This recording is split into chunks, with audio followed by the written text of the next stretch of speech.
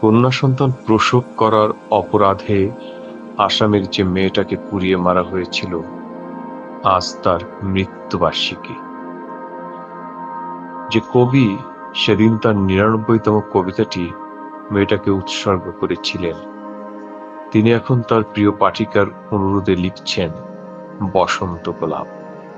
যে সংবাদপত্রগুলো সেদিন ফলাও করে ছেপেছিল মেয়েটার গনগনে আর্তনাদ, তাদের প্রত্যেকটা ক্যামেরার ফ্লাশ আজ তাক করে দাঁড়িয়ে আছে বুদ্ধিজীবী সংবর্ধনা মঞ্চ।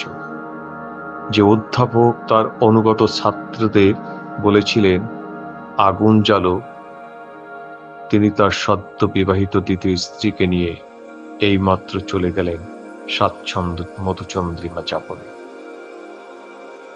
তুমি কেমন আছো যুবক? তুমি কি মশাল জ্বেলেছ?